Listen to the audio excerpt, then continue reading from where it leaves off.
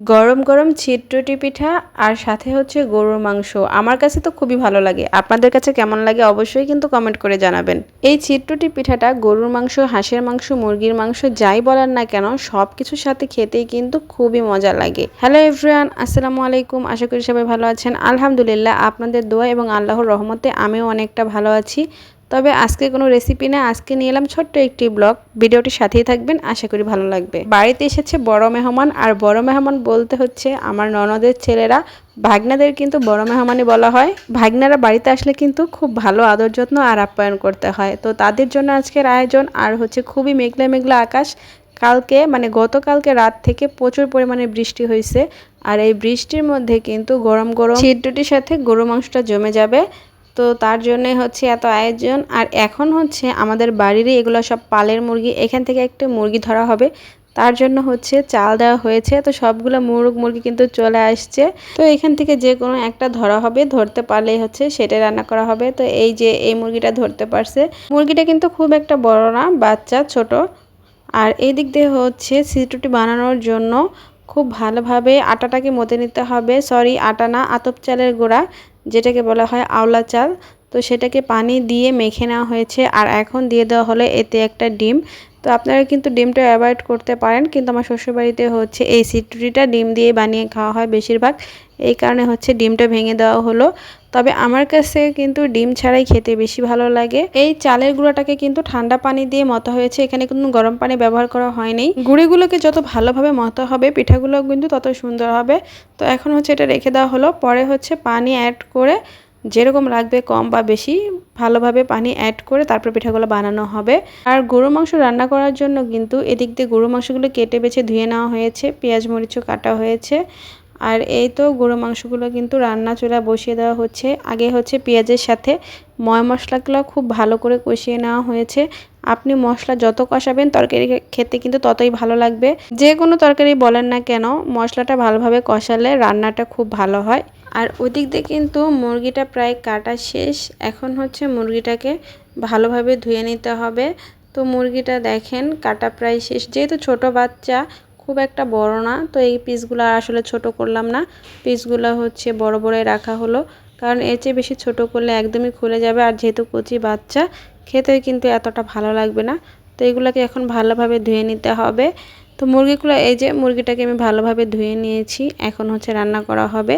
আর রান্না করার জন্য এদিক দিয়ে কিন্তু মুরগির মাংস রান্না করার জন্য পেঁয়াজ মরিচ মশলা দিয়ে ভালোভাবে কষিয়ে নেওয়া হয়েছে। এখন এই মশলার সাথে মুরগিটাকে খুব ভালোভাবে কষানো হবে। তো তারপরে হচ্ছে পানি অ্যাড করা হবে। তো মশলাটা কষিয়ে একদম ভাজা ভাজা করা হয়ে গেছে প্রায়। আর এখন দিয়ে দেওয়া হলো কয়েক পিস আলু। যেহেতু আমাদের বাচ্চা কাচ্চা আছে অনেক, এরা হচ্ছে আলু পছন্দ করে।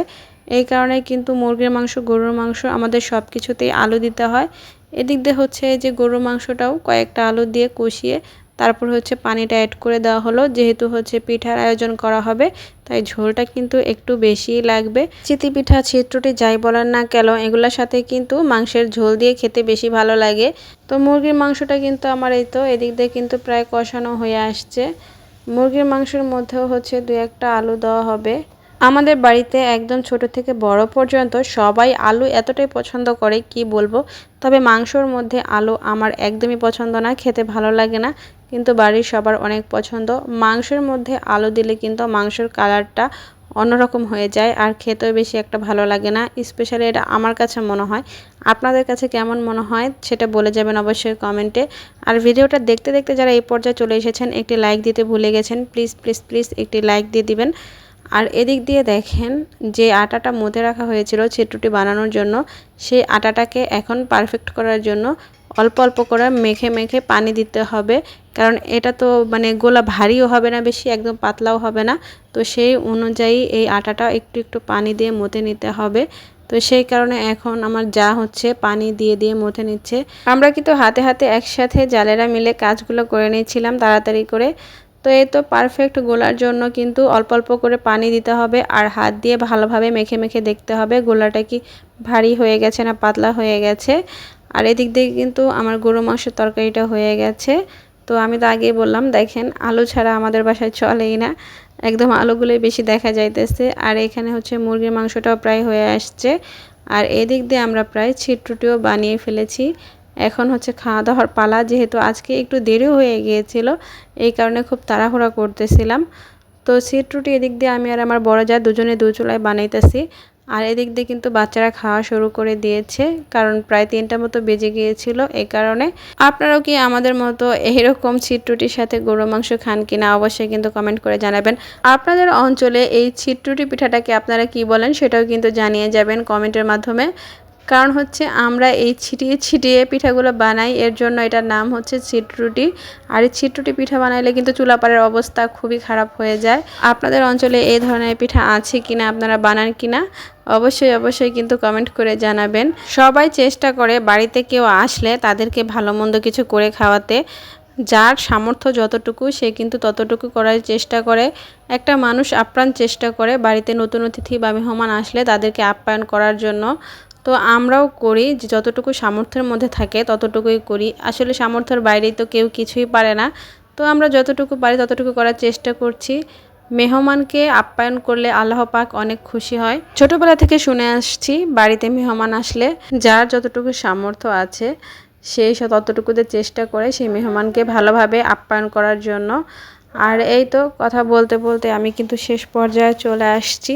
তো সবার খাওয়া দাওয়া শেষ, এখন কিন্তু আমরা খাওয়া দাওয়া করব। তো আমি যেহেতু ভিডিও করি তার জন্য হচ্ছে এইভাবে একটু পরিবেশন করে আপনাদের সাথে শেয়ার করতেছি। ভিডিওটা যদি ভালো লাগে অবশ্যই লাইক কমেন্ট শেয়ার এবং সাবস্ক্রাইব করে আমার পাশেই থাকবেন। তো আপনাদের সাথে গল্প করতে করতে চলে আসছি একদম শেষ পর্যায়ে। আজকে এই পর্যন্তই, ভালো থাকবেন সবাই, খোদা হাফেজ।